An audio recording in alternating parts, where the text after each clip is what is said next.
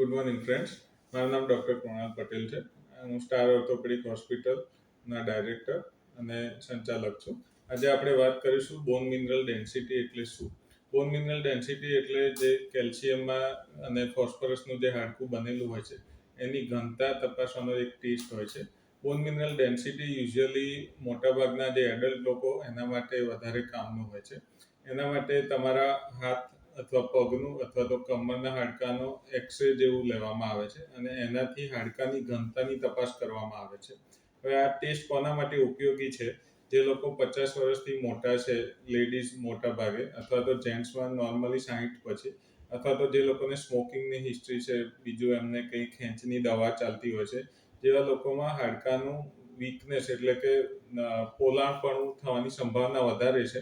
એમાં આ ટેસ્ટ ઘણો ઉપયોગી હોય છે.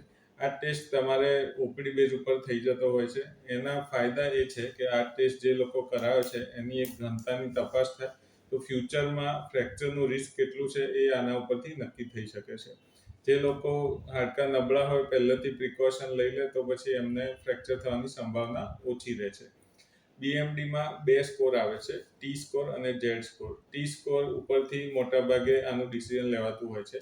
-2.5 એટલે કે ઓસ્ટિયોપોરોસિસની કેટેગરીમાં જે લોકો આવે એમને ઓસ્ટિયોપોરોસિસની અલગથી દવા આપવામાં આવે છે, જેનાથી ફ્યુચરમાં ફ્રેક્ચરનો રિસ્ક ઓછું થાય છે.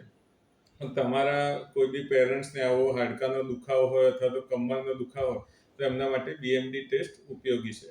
આપ આમાં જોઈ શકો છો કે નોર્મલી જે આ મણકા હોય એના કેલ્શિયમ અને ફોસ્ફરસની મિનરલ આટલી ઘનતામાં હોય છે. જેમ જેમ ઉંમર થાય એમ એની ઘનતા ઓછી થતી જાય છે અને એ હાડકું પોચું થતું જાય છે. મોટાભાગના લોકો જે લોકો ન્યુટ્રિશન ઓછું લેતા હોય છે એમાં મણકા દબાઈ જવાથી કોમ્પ્રેશન ફ્રેક્ચર થવાની સંભાવના રહે છે. આના સિવાય બી હિપના ફ્રેક્ચર અથવા તો કાંડાના ફ્રેક્ચરની સંભાવના રહેલી હોય છે. એ ના થાય એના પ્રિકોશન તરીકે આપના પેરેન્ટ્સને બીએમડી ટેસ્ટ કરવા માટે સમજાવવા જોઈએ.